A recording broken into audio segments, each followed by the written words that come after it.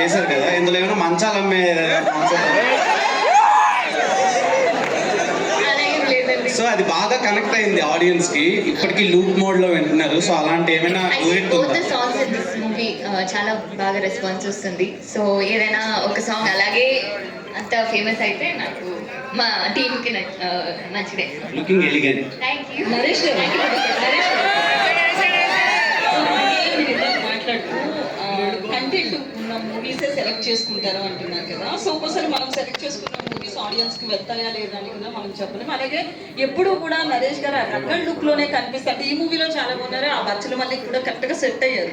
But ఎప్పుడు ఆ rugged look లేదా ఆ పాతకాలం సినిమా ఆ టైప్ కథలు తీసుకున్న అవి పూర్తిగా వెళ్తాయని చెప్పలేం కదా. అంటే కంటెంట్ విషయంలో ఎట్లాంటి కేర్ తీసుకుంటారు రాబోయే సినిమాల్లో? కాదండి, మీరే అంటారు కదా కంటెంటే కావాలి కొత్తగా. ఇప్పుడు జనాలు అంటే ఒకటి ఏమైపోయిందంటే, ఇది వరకు సంవత్సరానికి ఒక పెద్ద హీరోలు ఉంటారంటే మనకు 10 మంది ఉంటే వాళ్ళందరూ ఒక్కొక్క సంవత్సరానికి ఒక చెప్పు సినిమా చేసేవారండి. ఇప్పుడు అందరూ పాన్ ఇండియా సినిమాలు చేయడం వల్ల 2 సంవత్సరాలు 3 సంవత్సరాలు అవుతుంది. సో థియేటర్స్కి రావడం చాలా కష్టం అవుతుంది జనాలు. సో ఆడియన్స్ అలాంటి కోరుకుంటారు. మనం మలయాళం సినిమాలు చూసినప్పుడు ఇలాంటి సినిమాలు తెలుగులో ఎందుకు చేయట్లేదు అని మాట్లాడుకుంటున్నాం నేను. సో అలాగే మీకు కూడా ఇండస్ట్రీలో ఉన్నప్పుడు సో కొత్తగా చేయాలి, అందుకుని మరీ ఎక్స్ట్రా ఆర్డినరీ రిస్క్ చేయకూడదు. అంటే నేను చేసిన ఎక్స్పెరిమెంట్లో ఉన్నాను, లడ్డు బాబు లాంటి ఇలాంటి సినిమాలు ఎక్స్పెరిమెంట్ అలాంటివి చేయకూడదండి. సో కంటెంట్ అంటే ఏదో ఒకటి మనం చెప్పటం, దానివల్ల వాళ్ళకి నేర్పించడమో లేకపోతే ఇప్పుడు వరకు తెలియంది ఒక ఇప్పుడు వరకు జానర్ ఎక్కడ ఎక్స్ప్లోర్ చేయదు, అది చేస్తే ఆడియన్స్ కొత్తగా ఉంటుంది. సో వాళ్ళకి రావడానికి థియేటర్కి రావడానికి ఇంట్రెస్ట్ ఉంటుంది. అండ్ కామెడీ ఎప్పుడు మీకు తెలుసు, ఎవరు నవ్వు నాకు ఇష్టం ఉండదని చెప్పరు.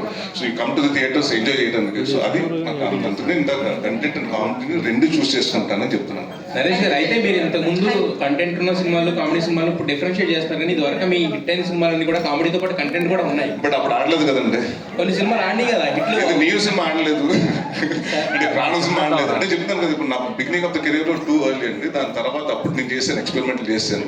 దాని తర్వాత మళ్ళీ ఎప్పుడైతే గమ్యం గారి నుంచి తర్వాత శంభో శివ శంభో కానివ్వండి, మహర్షి కానివ్వండి, సో తర్వాత అంటే అప్పటి వరకు అంటే మీరు నేను 50 సినిమాలు ఓన్లీ కామెడీ సినిమాలు తీశానండి.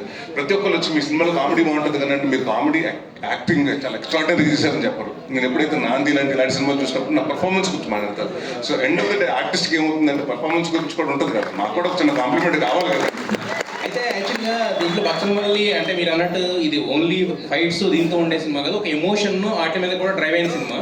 దాంతోపాటు ఇప్పుడు మూర్ఖత్వం అనేది కామెడీ కూడా ఉంటుంది. మూర్ఖత్వం దాంట్లో చెప్తాం కదండి. ఇప్పుడు వాడు ఏంటంటే నేను ఎవరి కోసం మారను, నాకు నచ్చినట్టే బతుకుతా.